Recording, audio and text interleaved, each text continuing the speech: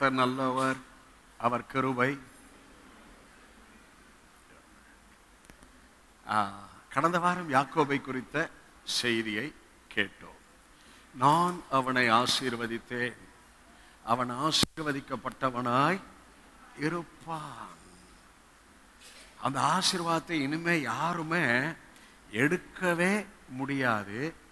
அந்த ஆசீர்வாதத்தை நீங்கள் உங்களுக்கு அனுபவிப்பதற்கு உங்கள் மனதளவில், விசுவாசம் அளவில், ஆவியின் அளவில் நீங்கள் அந்த ஆசீர்வாதத்தோடு இணையும் போது அந்த ஆசீர்வாதம் உங்களுக்கு சாட்சியாக, நன்மையாக, வேக்கத்தக்க விதத்தில் மாறுகிறது.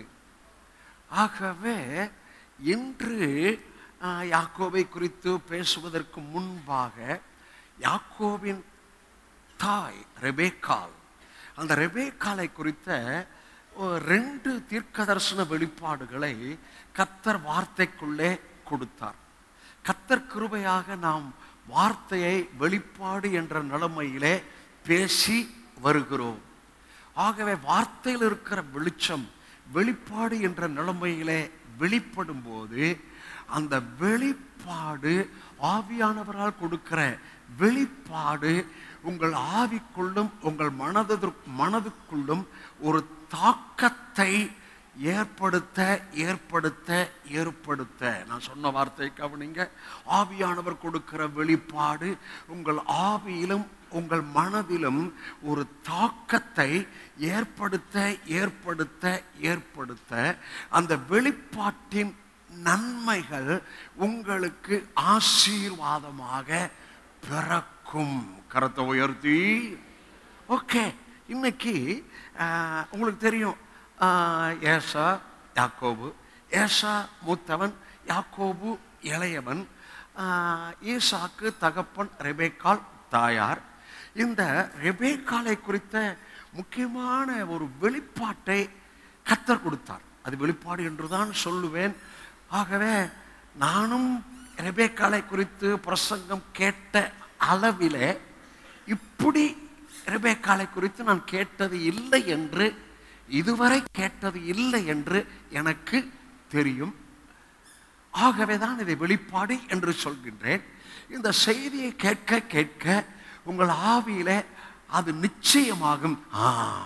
பாஸ்டர் கொடுத்தது சொன்னபடியே வெளிப்பாடு தான், அப்படி நிச்சயம் நிச்சயம் நிச்சயம் ஆகும். ஓகே, ஆதியாகமம் 25ஆம் அதிகாரம். ஆதியாகமம் 25ஆம் அதிகாரம் 22, 23. அவள் கற்பத்திலே பிள்ளைகள் ஒன்றோடொன்று மோதிக்கொண்டு இருந்தன. அப்பொழுது அவள், இப்படியானால் எனக்கு எப்படியோ என்று சொல்லி கர்த்தரிடத்தில் விசாரிக்கும்படி போனாள். நெக்ஸ்ட் போடுங்க. அதற்கு கர்த்தர், 2 ஜாதிகள் உன் கற்பத்தில் உண்டாயிருக்கிறது, 2 வித ஜனங்கள் உன் வயிற்றிலிருந்து புரியும். அவர்களில் ஒரு ஜனத்தார் மற்ற ஜனத்தாரை பார்க்கிலும் பலத்திருப்பார்கள், மூத்தவன் இளையவனை சேவிப்பான். ஓகே, இந்த செய்தியின் தலைப்பு நேத்திலிருந்து ஆரம்பிச்சுக்கிறோம். OT new NT connection, Old Testament New Testament connection. இப்போ இந்த வார்த்தைக்கு கனெக்ஷனை பவுல் கொண்டு வருகிறார். ரோமர் 9, 11, 10, 11, 12. ரோமர் 9, 10, 11.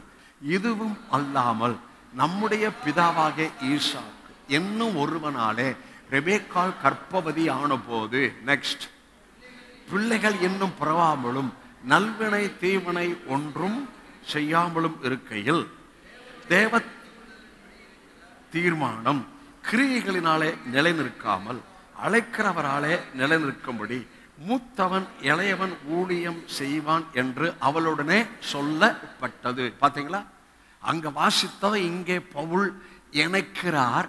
ஆகவே ஓடி என்டி கனெக்ஷன். சரி, இங்கே அவர் இணைக்கும் போது அங்கே இன்னொரு வார்த்தை சொல்லுகிறார், தேவ தீர்மானம்.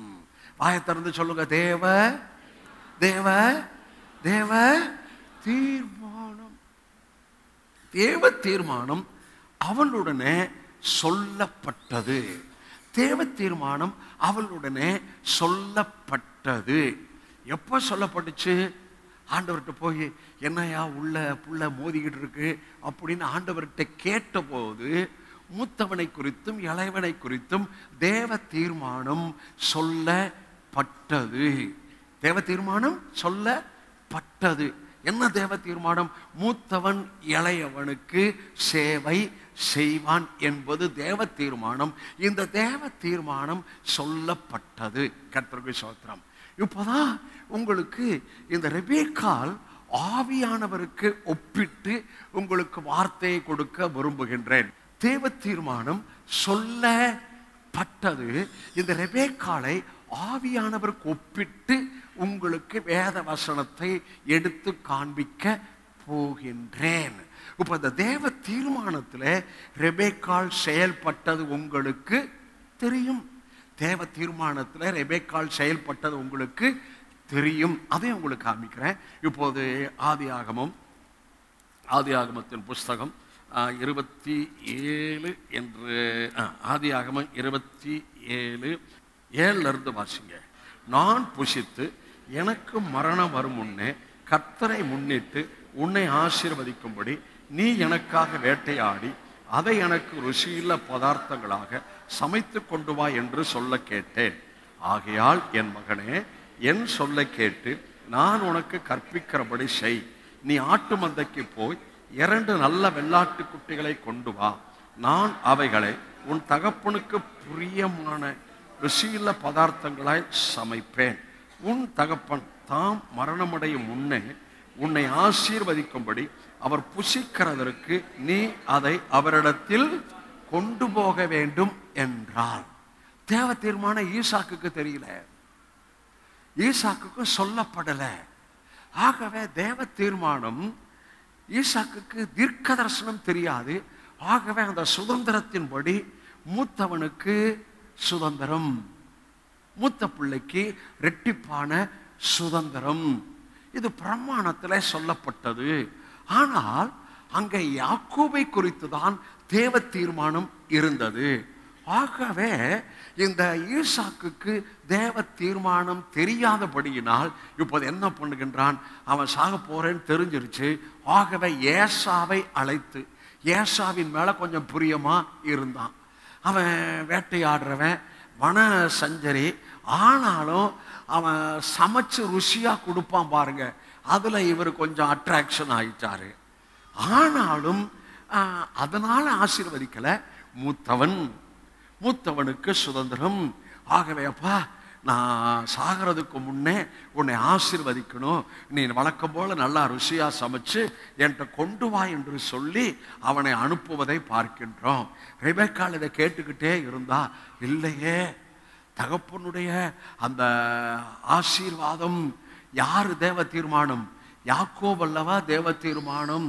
ஆகவே இவன் அந்த தேவ தீர்மானத்தை அறிந்தவளாய் இப்ப யாரை கூப்பிடுறா?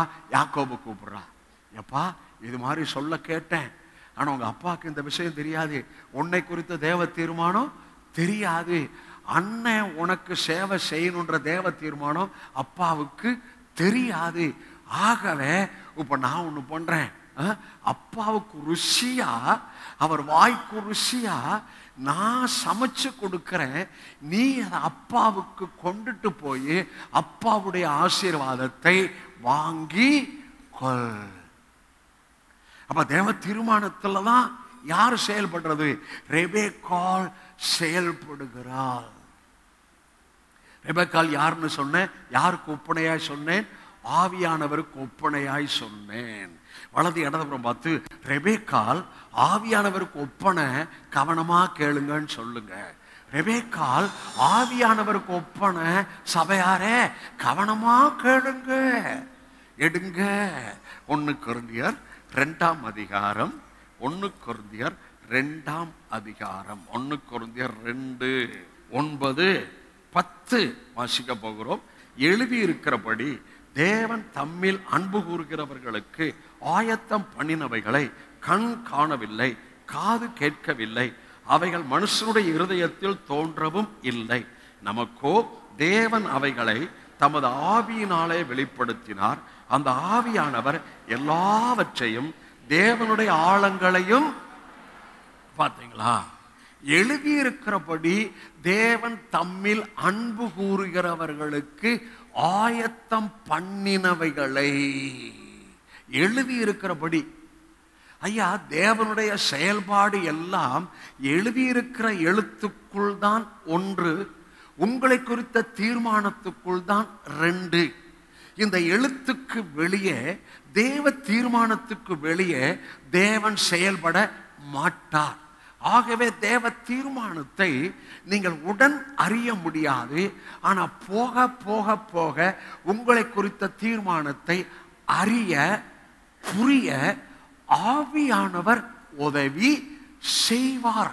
மறுபடியும் சொல்கின்றேன், சொன்னதை சொல்கின்றேன். உங்களை குறித்த தேவ தீர்மானத்தை நீங்கள் முதல் அறிய கூடாதவர்களாய் இருக்கலாம். ஆனால் போக போக சம்பவங்கள் நடக்க நடக்க இதுதான் தேவ தீர்மானம் என்று ஆவியானவர் உங்களுக்கு அதை உறுதிப்படுத்துவார், நிச்சயப்படுத்துவார்.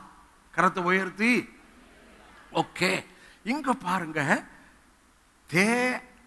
தேவனுடைய ஆழங்களை ஆவியானவர் சொல்லுங்க அறிந்திருக்கிறார். இப்ப ரெபேக்காள் தேவனுடைய ஆழம், அதாவது தேவ தீர்மானம் யாக்கோபை குறித்து ரெபேக்காள் அறிஞ்சுக்கிட்டா. ஆனா யாருக்கு தெரியல? ஈசாக்குக்கு தெரியல. அதே போல ஆவியானவர் உங்களை குறித்த தேவனுடைய ஆழத்தை அல்லது தீர்மானத்தை நீங்க அறியாம இருக்கலாம். ஆனால் ஆவியானவர், உங்களுக்குள் நிரந்தரமாய் வாசமாய் இருக்கிற ஆவியானவர் உங்களை குறித்த தேவ தீர்மானத்தை, அதாவது முன் அறிவை, ஏற்கனவே சொன்னேன், முன் அறிவு, உங்களை குறித்த முன் அறிவை அல்லது தேவ தீர்மானத்தை உங்களுக்குள் வாசமாயிருக்கிற ஆவியானவர் 100% அறிந்திருக்கிறார். ஆமென். ஆனா நம்மை குறித்து எழுதியிருக்கிறபடி தேவன் தம்மில் அன்பு கூறுகிறவர்களுக்கு ஆயத்தம் பண்ணினவைகளை ஆயத்தம் பண்ணிட்டாருங்க. ஹலோ ஹலோ, உங்களுக்கு ஆயத்தம் பண்ணிட்டாருங்க. தாவீது சொல்கின்றார், சத்துருக்களுக்கு முன்பாக ஒரு பந்தியை நீர் எனக்கு ஆயத்தப்படுத்தி. ஹலோ, யோனா இப்போது ஆண்டவர் சொன்ன இடத்துக்கு போகணும். ஆகவே சொன்ன இடத்துக்கு போறதுக்கு முன்னால அவர் திசை மாறி போறாரு. ஆனாலும் யோனாவை விடல. அங்க சமுத்திரத்துல ஒரு திமிங்கலத்தை, சொல்ல மாட்டீங்க, ஆயத்தப்படுத்தி இருந்தார். அந்த திமிங்கலம் சமுத்திரத்துல போட்டோன அவன் திமிங்கலம் வாயை திறந்து அந்த யோனாவை தனக்குள்ளே ஏற்றுக்கொண்டு தேவன் வைத்த இடத்திற்கு அந்த திமிங்கலம் போய் அந்த கரையில திமிங்கலம் யோனாவை கக்கி போட்டது. ஹலோ, உங்களுக்கும் எனக்கும் யாரையோ ஆயத்தப்படுத்திட்டாரு, ஏற்கனவே ஆயத்தப்படுத்திட்டாரு. திமிங்கலத்தை தேவன் ஆயத்தப்படுத்துறது போல நான் நினைக்கிறேன், பிளஸட் பணிகள் ஊழியத்துக்கு பெரிய திமிங்கலத்தை ஆயத்தப்படுத்திட்டார். பாஸ்டர், என்ன பாஸ்டர் பிளஸட் பணிகள் ஊழியம்னா என்ன விட்டுட்டீங்க? யாரு சொல்றது? பிளஸட் பணியல்னா நீங்க தான். பிளஸட் பணியல் ஊழியம்னா நம்ம சேர்ந்து செய்யற ஊழியம் தான். ஹலோ ஏங்க, உங்களுக்கு ஆயத்தப்படுத்திட்டாருங்க. தேவன் தம்மில் அன்பு கூறுகிறவர்களுக்கு ஆயத்தம் பண்ணினவைகளை. இப்ப திமிங்கலத்தை சொன்னா, இப்போ ஒரு மீனை சொல்றேன் பாருங்க, ஒரு மீனை சொல்றேன் பாருங்க, மீனை சொல்றேன். எப்பா வரிப்பணம் கொடுக்கறது யார்கிட்டப்பா கேட்பாங்க? புறஜாதிகள்கிட்ட கேட்பாங்களா, அவருடைய ஜனங்கள்கிட்ட கேட்பாங்களா அப்படின்னு? இல்ல, புறஜாதிகள்கிட்ட தான் கேட்பாங்க. சரி, நாம் அவர்களுக்கு இடரலாயிராதபடி ஒரு தூண்டியை எடுத்துட்டு போ, அது சமுத்திரத்துல போடு. அந்த சமுத்திரத்துல போட்டோன்னு ஒரு மீன் ஒரு திமிங்கலம், ஒவ்வொரு வார்த்தை முக்கியம். ஒரு மீன் ஒரு திமிங்கலம் ஒரு மீன் அந்த தூண்டியில வந்து அகப்படும். அந்த மீனின் வாயை திறந்து பார், அதுல ஒரு வெள்ளி வெள்ளி பணம் இருக்கும். அதை உனக்கும் எனக்கும் செலுத்திடு. பாருங்க, தேவன் ஆயத்தம் பண்ணினது அவர்தான், அதற்கான சூப்பர் நேச்சுரல் செயல்பாடும் அவர்தான். ஏங்க, சமுத்திரத்தில் இருக்கிறதும் அவருடையதான், வானத்தில் இருக்கிறதும் அவருடையதான், காடுகள்ல மலைகள்ல இருக்கிற எல்லாம் அவருடையதான். பூமிக்குள்ள இருக்கு பாருங்க, பொண்ணு வெள்ளி லோகம் எல்லாம் அவருடையதான். சபை அவருடையதான். நீங்களும் நானும் அவர் உடையவர்கள் தான். இப்பொழுது அந்த மீன் எப்படியா வந்துச்சு? அந்த மீனுக்குள்ள, எல்லா மீனுக்குள்ள நீங்க திறந்து பாருங்க. உள்ள மீனுக்குள்ள பணத்தை பார்த்தீங்களா? எந்த மீனுக்குள்ளையாவது உங்க வாழ்நாள்ல ஒரு பணத்தை பார்த்துருக்கிறீங்களா? இல்ல. ஆனா இங்க ஒரு ஸ்பெஷல் மீன் ஆயத்தப்படுத்திட்டாரு. அதை திறந்து பாரு, அதுல ஒரு வெள்ளி பணம் இருக்கும். உனக்கும் எனக்கும் செலுத்துனா அந்த வெள்ளி பணம் எவனோ ஒருத்தன் எப்படி சமுத்திரத்துல போட்டானோ இல்ல தூக்கி போட்டானோ, எப்படி போட்டானோ நமக்கு தெரியாது. ஆனா பாருங்க, இவன் தூண்டிய போடுறான். அந்த கத்தர் ஆயத்தம் பண்ணின மீன், வேற மீன்லாம் வரல. ஹலோ, வேற மீன்லாம் வரல. வேற மீன் வந்தாலும் அங்க தேவ தூதர்கள் அந்த மீனெல்லாம் தள்ளி தள்ளி தள்ளி விட்டுக்கிட்டு இருக்கிறாங்க. சில மீன் முட்டி கிட்டி வந்து பாக்குது. ஆனா தேவ தூதர்கள், நீ கிடையாது, நீ கிடையாது, நீ கிடையாது. இப்போ ஒரு மீன் மெதுவா எதிர்த்து, நீதா நீதா, வெல்கம் வெல்கம் வெல்கம். அந்த தூண்டியில வந்து அந்த மீன் அகப்பட்டுச்சியா? தூண்டிய பார்த்தா தூண்டியில வெள்ளி பணம். நான் என்ன சொல்றேன், உங்களுக்கு ஏற்கனவே ஆயத்தம் பண்ணிட்டா. நீங்களும் நானும் மறுபடியும் சொல்கின்றேன், தேவனுடைய முன் அறிவுக்குள்ளே இருக்கிறீர்கள். அங்க ஒரு தப்பும் நடக்காது. தப்பு மாதிரி தெரியலாம், ஆனால் அதுலதான் உங்களுக்கு ரைட்டு வரப்போகுது. தப்பா இருக்கலாம், ஆனா தப்போட தேவன் உங்களை அங்க கொண்டு போறதில்ல. உங்களை ரைட் படுத்தி தேவன் அங்களை கொண்டு போகிறார். நீங்க உங்களை ரைட் படுத்துவதற்கு முயற்சி பண்ணவானா, ஆவியானவர்கிட்ட விட்டு கொடுத்துட்டா அவர் நம்மை, உங்களை எல்லா பகுதியிலும் சரி படுத்துவார். ஆகவேதான் ஏசாயா சொல்கின்றான், ஐயா நீங்க பிதாயா, நாங்க களிமண்யா, நீர் எங்களை உருவாக்குகிறவர். சொல்லுங்களேன், நீர் பிதா. எங்க நீங்க சும்மா நீர் பிதா, மேல பார்த்து சொல்லுங்க, நீர் பிதா. இப்படி சொல்லுங்க, நீர் பிதா, நாங்கள் களிமண். நீர் எங்களை உருவாக்குகிறவர், நீர் எங்கள் குயவன். நீர் உங்களுடைய தீர்மானத்தின்படி என்னை எப்படி வணைந்து கொண்டிருக்கிறீர். என்ன செய்ய மாட்டீங்க? வணையலையோ, என்னை வணைந்து கொண்டிருக்கிறீர். இப்போது நான் எஜமானுக்கு பிரயோஜனமான பாத்திரமாக, கனமான பாத்திரமாக, ஆயத்தமான பாத்திரமாக என்னை உலகத்திற்கு தேவனே அடையாளம் காட்டுகிறார். கரங்களை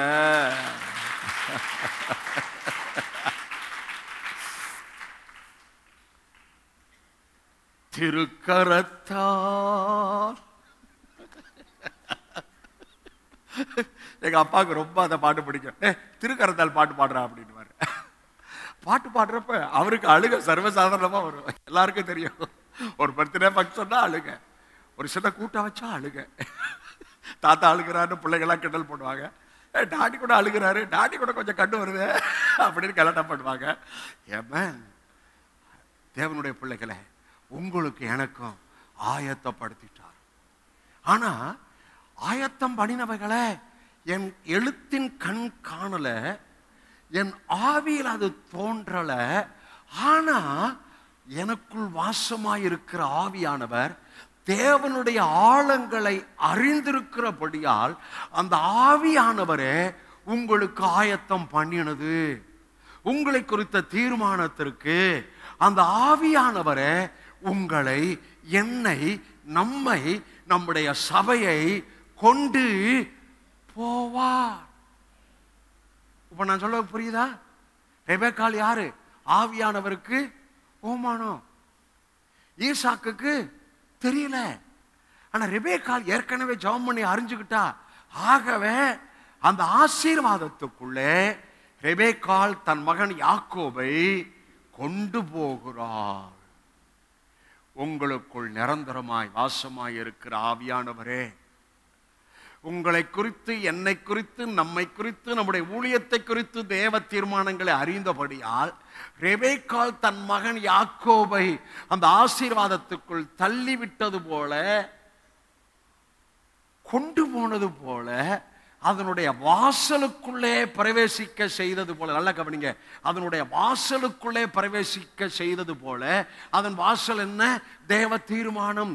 அதனுடைய வாசலுக்குள் பிரவேசிக்க உதவி செய்தது போல உங்களுக்குள் வாசமாய் இருக்கிற ஆவியானவரே உங்களுக்கு ஆயத்தம் பண்ணின அந்த வாசலுக்குள், அந்த நன்மைக்குள், அந்த அற்புதத்துக்குள், அந்த கீர்த்திக்குள், அந்த மேன்மைக்குள், அந்த புகழ்ச்சிக்குள், பிரபுக்களோட, ராஜாக்களோட உட்கார வைப்பதற்குள், உங்கள் பேரை பெருமைப்படுத்துவதற்குள் ஆவியானவரே உங்களை கொண்டு போவார்.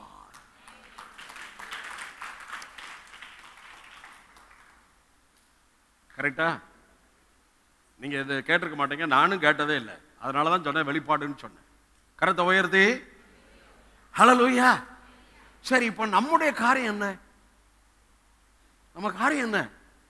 இப்ப சொல்லியாச்சு, ஆவியானவரோட ஐக்கியப்படுறதா நம்ம காரியம். செய்யற காரியம் அல்ல, விசுவாசிக்கிற காரியம். ஐயா, வாக்குத்தத்தம் விசுவாசத்துக்கு அடுத்த காரியமே தவிர வாக்குத்தத்தம் செய்வதற்கு அடுத்த காரியம் அல்ல.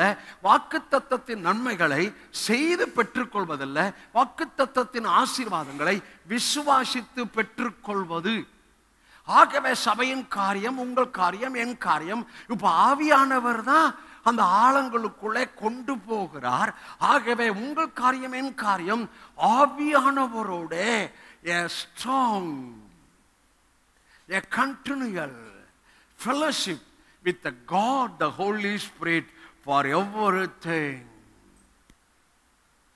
ஒவ்வொரு காரியத்துக்கும் ஆவியானவர்கிட்ட ஒப்பு கொடுத்து அந்த ஆவியானவருடைய வழி நடத்துதலின் படி நான் வாழ வாழ வாழ அந்த ஆவியானவரே உங்களுக்கு ஆயத்தம் பண்ணின அந்த நன்மைக்குள்ளே ஆவியானவர் உங்களை கொண்டு போவார். ஆமென். ஹல்லேலூயா, ஹல்லேலூயா. அப்ப ரோமர் 8 வாசிக்கிறோம், எவர்கள் தேவனுடைய ஆவியினாலே நடத்தப்படுகிறார்களோ அவர்கள் தேவனுடைய புத்திரராய் இருக்கிறார்கள். நீங்களும் நானும் தேவா. அதான் நான் என்னை நடத்துவதல்ல, என்னை ஆவியானவர் நடத்துவது.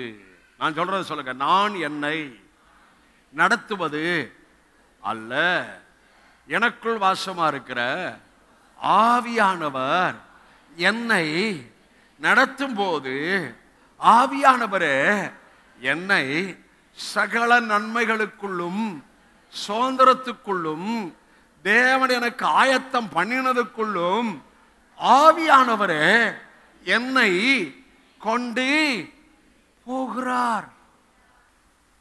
சத்துரு வெள்ளம் போல் வரும்போது ஆவியானவர் குடியேற்றுவார்னு ஏசாயால வாசிக்கிறோம். மொழிபெயர்ப்பு தப்பு. உனக்கு விரோதமா சாத்தா வரும்போது, மனுஷனோ வியாதியோ ஒரு பயமோ வரும்போது ஆவியானவர் வெள்ளம் போல கொடியேற்றுவாரா? இதுவரை ஆவியிலே பார்த்தது, நல்ல கவனிங்க, விசுவாச கண்கள்ல பார்த்தது இதோ புந்தனவைகளை நினைக்க வேண்டாம், பூர்வமானவைகளை சிந்திக்க வேண்டாம், இதோ நான் புதிய காரியத்தை செய்கின்றேன், அது தோன்றும். தோன்றும் என்றால் காணப்படும். இதுவரை விசுவாச கண்கள்ல பார்த்தது, வார்த்தையின் வழியாய் பார்த்தது, இனிமேல் உங்கள் அந்நிய கண்கள் அல்ல, உங்கள் சொந்த கண்களினாலே நீங்கள் வார்த்தை நிறைவேறுதலை, தீர்மானம் நிறைவேறுதலை, உங்கள் விசுவாசம் நிறைவேறுதலை, நீங்கள் காத்திருக்கிற நன்மைகள் பொருளாக, லிசன், நீங்கள் காத்திருக்கிற நன்மைகள் இனிமே ஆவியின் அளவிலே இல்லை, ஆவியின் மண்டலத்திலே இல்லை, ஆவியின் அளவிலே இல்லை, ஆவியின் மண்டலத்தில் இல்லை, இனிமேல் ஆவியின் மண்டலத்தில் இருந்து இந்த பூமியில உங்களுக்கு பொருளாக, இனிமேல் எழுத்தில் இருந்தது உங்களுக்கு பொருளாக, ஆவியின் மண்டலத்தில் இருந்தது இந்த பூமியின் மண்டலத்தில், அம்பத்தூர்ல, திருமலவாயில, நம்முடைய சபையில் எங்கெல்லாம் இருக்கிறீர்களோ அங்கே உங்களுக்கு காணப்படுகிறதை கர்த்தர் பேசிக் கொண்டிருக்கின்றார். நமக்கு காணப்படுகிறதை கர்த்தர் பேசிக் கொண்டிருக்கின்றார். என்ன நடக்க போது? எல்லாரும் சொல்ல போறாங்க, பரலோகத்தின் தேவன் காரியத்தை கைகூடி வர பண்ணினார். இந்த கிரியை இப்போது பிளஸட் பணி அல்ல, திடீரென்று சடுதியாய் நடந்து கொண்டிருக்கிற கிரியை இவர்களால் அல்ல, இவர்கள் தேவனாலே, இவர்கள் விசுவாசித்த தேவனாலே ஆயிற்று. கைகூடி வந்ததென்று அந்நியர்களும் புறஜாதிகளும் பிரமிக்க போகிறார்கள். இது காரியம் கைகூடின நேரம், காரியம் கூடி வந்தது. யாக்கோபு கொண்டு வந்துட்டான். இந்த வார்த்தையை மட்டும் எடுத்துக்க. என்னப்பா இவ்வளவு சீக்கிரம் வந்துருச்சு? ஈசா கேட்டான்ல, என்னப்பா இவ்வளவு சீக்கிரமா? யாக்கோபு என்ன சொன்னான்? கர்த்தர் நேரிட, வலது பக்கம் இடது பக்கம் கர்த்தர் நேரிட பண்ணிட்டாருங்க. இனிமே வேட்டைக்கு நம்ம போறதுக்கு அழைக்கப்படலைன்னுங்க. வேட்டை ஊழியம் ஏசா ஊழியம். அவர் வேட்டை காட்டிலே இருப்பாரு, துப்பாக்கி கைமா கேட்டாபிள்ட்ட வச்சுக்கிட்டே இருப்பாரு. இளைப்பாறுதல் இல்லை, காட்டில் தானே வேட்டை, வெயில், திடீர்னு காட்டு மிருகம் வந்தாலும் வரும் ஆபத்து. ஐயா, உங்களுக்கு எனக்கு வேட்டை ஊழியெல்லாம் நடந்துச்சு, இனிமே இளைப்பாறுதல் தான். ஏற்கனவே 10 வருஷம் இளைப்பாறுதல் இருக்கும். We are no more hunter. We are in rest of Jesus and enjoy and possess the blessing. Hello, ஆவியானவர் என்ன தெரியுமா செய்யறாரு? உங்களை குறித்த ஆழங்களை, என்னை குறித்த ஆழங்களை அவர் அறிஞ்சிருக்கிறாரு. பெபேக்கால் அறிஞ்சது போல அவர் சும்மா இல்லைங்க, உங்கள் பலவீனங்களில் முதலாவது உதவி செய்கிறார். சில சமயம் விசுவாச பலவீனம் வந்துடும், வருதா? சில சமயம் விசுவாச பலவீனம், சில சமயம் சரீரத்திலேயே பலவீனம், சில சமயம் மனதின் அளவிலே, உணர்ச்சியின் அளவிலே பலவீனம். இதெல்லாம் வெளியே தெரியாத பலவீனம். ஆனா அது சரீர பலவீனமாய் இருந்தாலும், மனதின் பலவீனமாய் இருந்தாலும், உணர்ச்சி அளவிலே பலவீனமாய் இருந்தாலும், விசுவாசத்தில் பலவீனமாய் இருந்தாலும், உங்க பலவீனத்துல போ, அப்படியே போ, ஹலோ, போ, அப்படியே எக்கேடு கட்டுப்போ அப்படின்னு சில பேர் சொல்லுவாங்க இல்லையா? அப்படி இல்லை, உங்க பலவீனத்தை அவர் அறிஞ்சிருக்கிறாரு. ஆகவே உங்கள் பலவீனத்தில் அவர் என்ன செய்கிறாராம்? உதவி செய்கிறார்.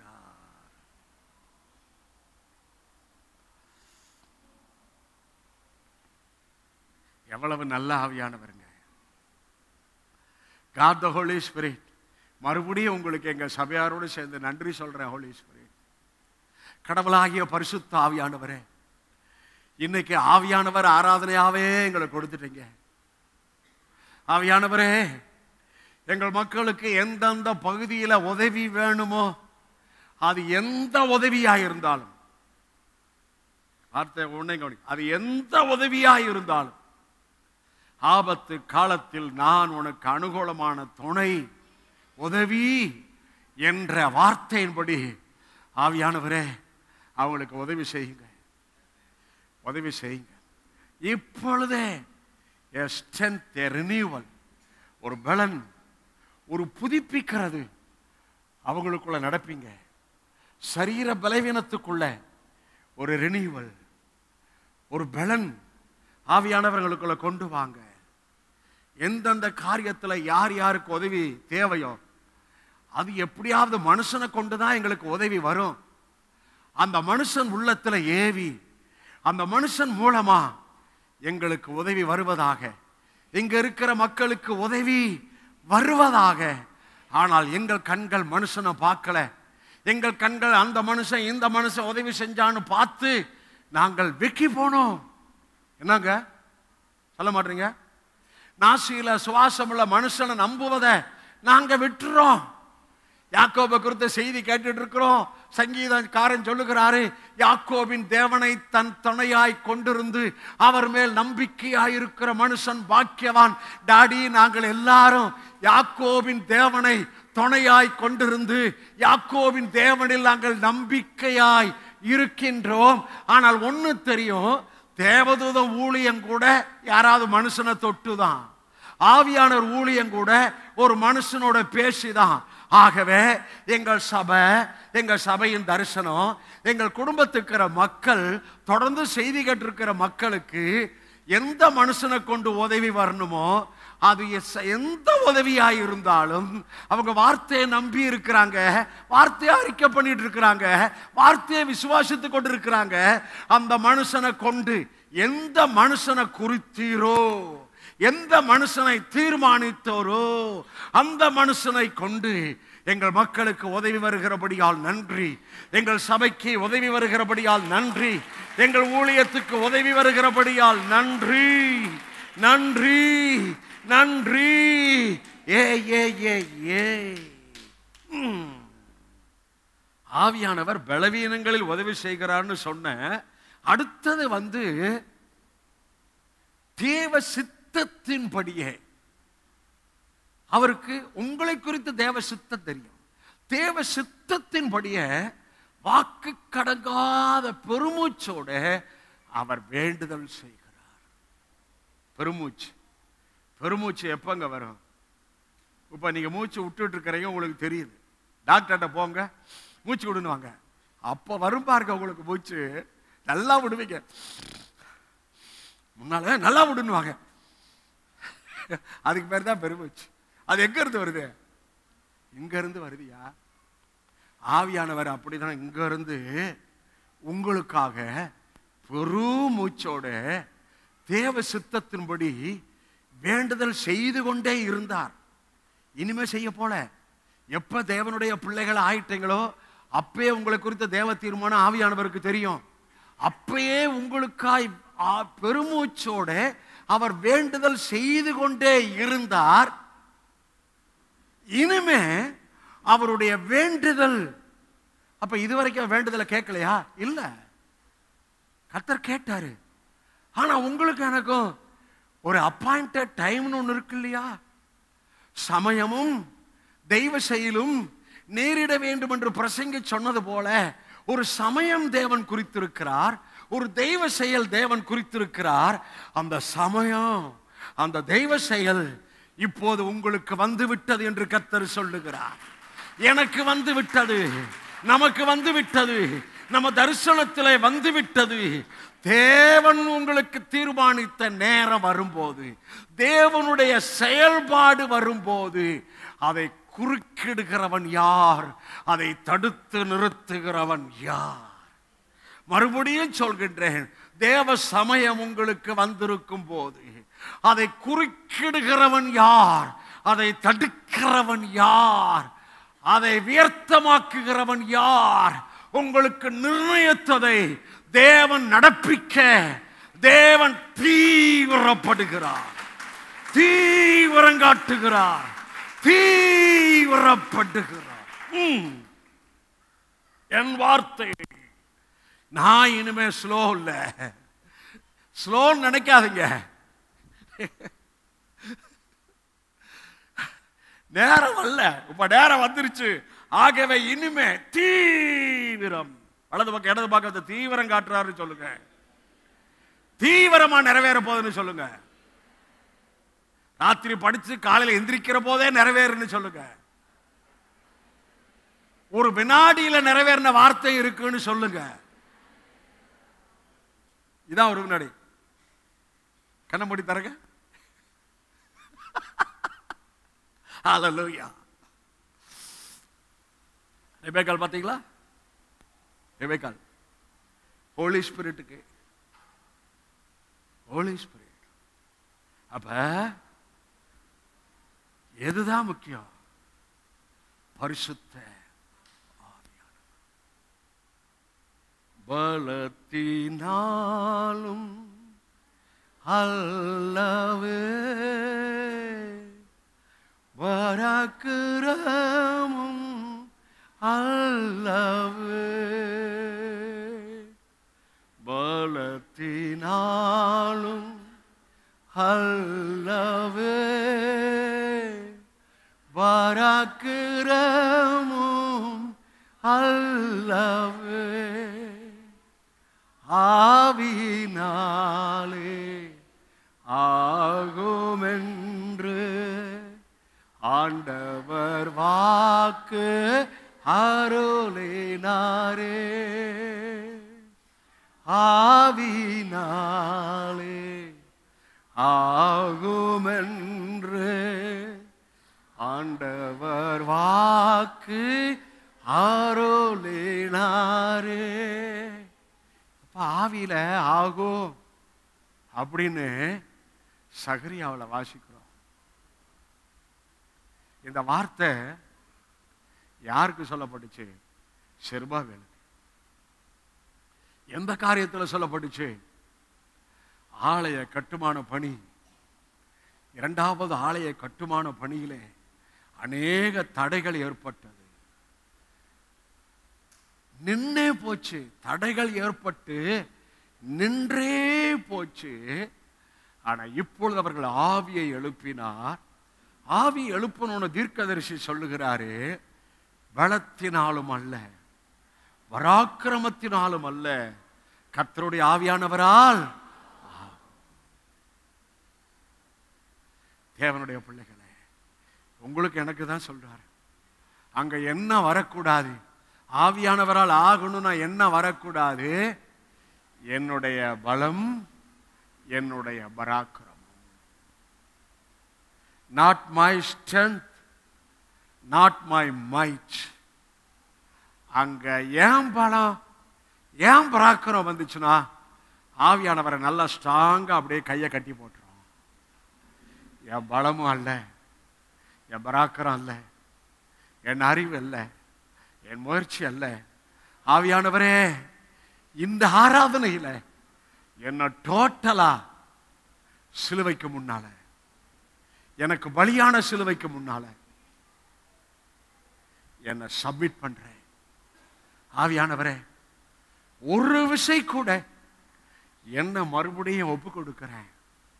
நீங்க தான் இத இத இத இத இத எதான்னு உங்களுக்கு தெரியும். இத நீங்க உங்களால் தான் ஆகும்னு சொல்லி இன்னைக்கு நான் நன்றி சொல்றேன்.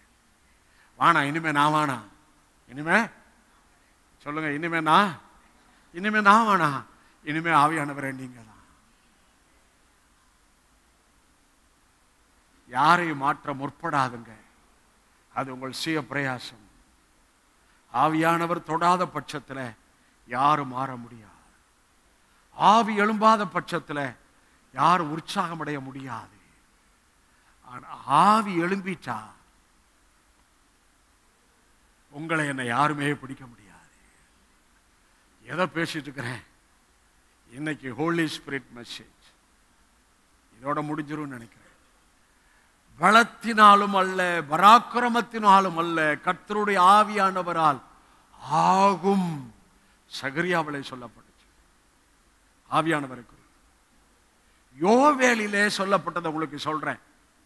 அதுதான் தீர்க்க தரிசனம். கடைசி நாட்களில் மாம்சமான யாவர் மேலேயும் நான் ஆவியை ஊற்றுவேன். இதான் யோவேல்ல சொல்லப்பட்டுச்சு. அந்த யோவேல்ல என்ன தெரியுமா தீர்க்க தரிசனம் சொல்லப்பட்டுச்சு? அதெல்லாம் உங்களுக்கு அதான் இப்ப நமக்கு வரப்போகுது. Hello hello hello. இப்ப என்ன ரொம்ப ஃபுல் சகரியா 10ஆம் அதிகாரம் 1ஆம் வசனத்தை வாசிக்க போறோம். அப்புறம் 7 வாசிக்க போறோம். சகரியா 10:1. பின்மாறி காலத்து மழையை கர்த்தரிடத்தில் வேண்டிக் கொள்ளுங்கள். அப்பொழுது கர்த்தர் மின்னல்களை உண்டாக்கி வயல்வெளியில் அவரவருக்கு பயிர் உண்டாக அவர்களுக்கு மழையை. ஐயா, மழை பெய்ய போகுது, அல்லேலூயா சொல்லுங்க. பின்மாறி பெய்ய போகுது, அல்லேலூயா சொல்லுங்க. இந்த முன்மாறி பின்மாறி யாரை குறித்து? ஹோலி ஸ்பிரிட்டை குறித்து, அல்லேலூயா சொல்லுங்க. இப்ப பின்மாரின் காலத்தில் நீங்களும் நானும் இருக்கிறோம், அல்லேலூயா சொல்லுங்க. சரி, ஆவியானவர் ஹிக். அதே 7ஆம் வசனத்தை போடுப்பான். எல்லாரும் சேர்ந்து சத்தம் போட்டு வாசிக்கணும். 7. எப்பிராயமர் பராக்கிரமனை போல இருப்பார்கள், மதுபானத்தால் கழிப்பது போல. பாத்தீங்களா? இதான் ஆவியானவர் ஹிக்கு. எப்பிராயமர் பராக்கிரமரை போல் இருப்பார்கள், மதுபானம் குடிச்சவன் கழிக்கிறது போல அவர்கள் இருதயம் கழிக்கும். அவன் சரீரம் கழிக்குது. ஆனா நமக்கு ஆவியானவர் நம்முடைய ஆவியில ஒரு களி கூறுதலை உண்டு பண்ணுகிறார்.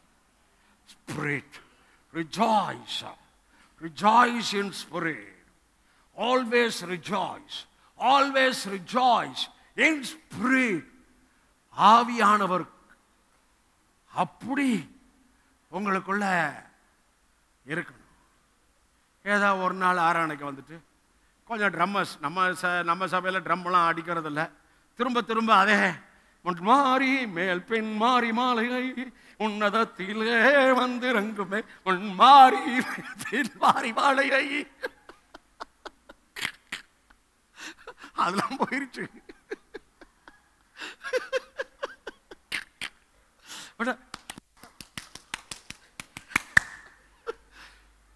ஆவியில ஒண்ணு கிடையாது, எல்லாம் சரீரத்துல தான். கைதட்டுறது சரீரம். நம்ம ஆவி சொல்லுங்க, நம்ம சபை ஆவி சபைன்னு சொல்லுங்க, பரிசுத்த ஆவியானவர் சபைன்னு சொல்லுங்க.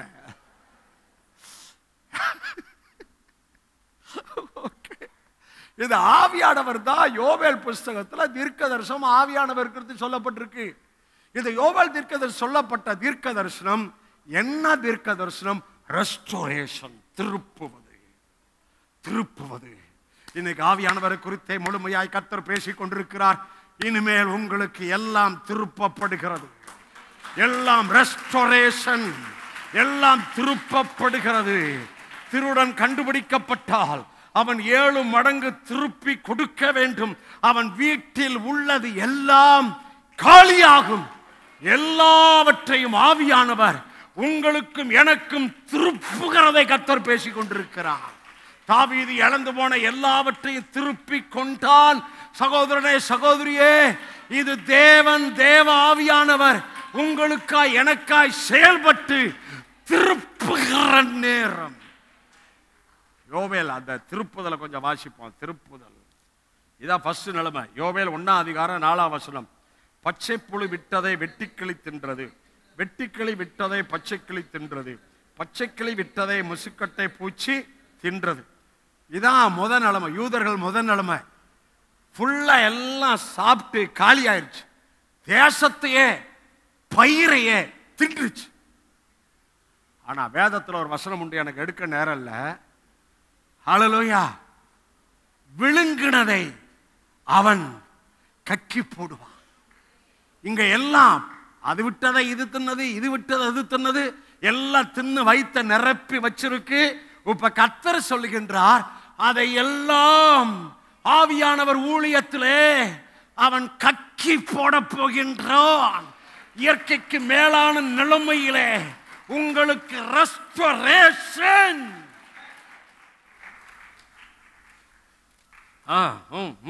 ஹல்லேலூயா, ஹல்லேலூயா.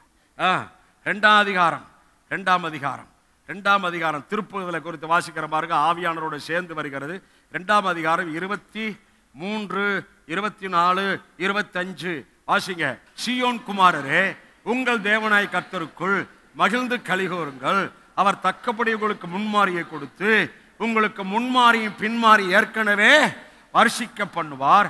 களங்கள் தானியத்தினால் நிரம்பும், ஆளுகளில் திராட்சரசம் எண்ணெயும் வழிந்தோடும்.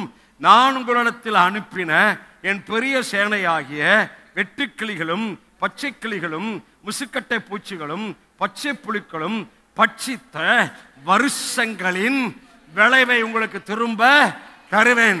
இதுல முக்கியமா கவனிங்க, பட்சித்த வருஷங்கள். பல வருஷமா சத்துரு பட்சித்து கொண்டே இருந்தா ஒரு பக்கம், ஆனா பல வருஷமா கர்த்தர் உங்களை ஆயத்தப்படுத்தி கொண்டே இருந்தார்.